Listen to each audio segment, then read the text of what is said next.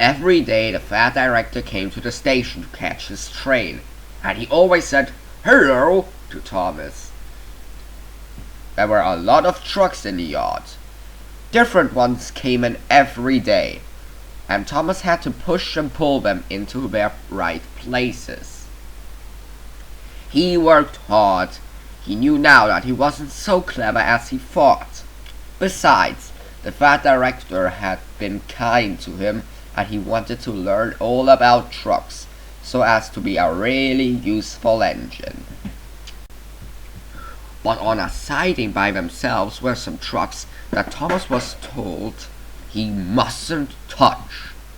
There was a small coach, some flat trucks, and two queer things his driver called cranes. "That's the breakdown train," he said. "When there's an accident, the workmen get into the coach, and the engine takes them to help the hurt people and to clear them in the line. The cranes are for lifting heavy things like engines in coaches and trucks." One day Thomas was in the yard when he heard an engine whistling. "Help! Help!" And a goods train came rushing through much too fast. The engine, a new one called James, was frightened. His brake blocks were on fire, and smoke and sparks streamed out from each side. "They're pushing me! They're pushing me!" He panted. "On! On! On! On!" Laughed the trucks, and still whistling. "Help! Help!" Poor James disappeared under a bridge. "I'd like to teach those trucks a lesson," said Thomas the tank engine. Presently a bell rang in the signal box, and a man came running. "James is off the line! The breakdown train! Quickly!" he shouted. So Thomas was coupled on, the workmen jumped into their coach, and off they went. Thomas worked his hardest. "Hurry, hurry, hurry!" He puffed, and this time he wasn't pretending to be like Gordon, he really meant it. "Bother those trucks and their tricks. He thought. I hope poor James isn't hurt." They found James and the trucks at a bend in the line. The brake van and the last few trucks were on the rails, but the front ones were piled in a heap. James was in a field with a cow looking at him, and his driver and fireman were feeling him all over to see if he was hurt.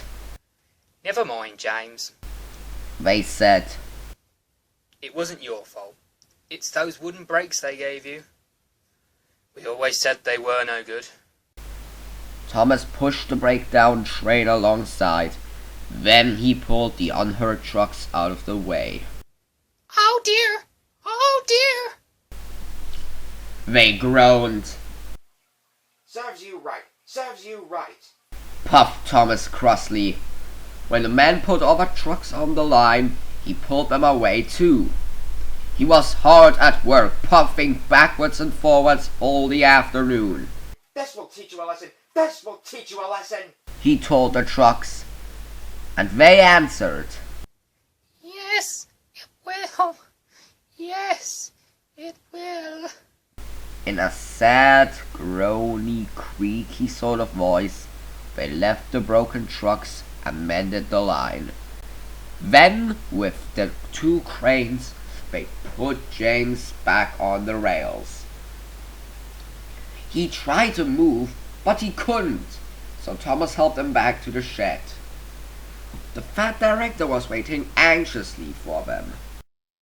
"Well, Thomas," he said kindly, "I've heard all about it, and I'm pleased with you. You're a really useful engine. James shall have some proper brakes and a new coat of paint, and you shall have a branch line all to yourself." "Oh, sir," said Thomas happily. Now Thomas is as happy as he can be. He has a branch line all to himself, and he puffs proudly backwards and forwards with two coaches all day.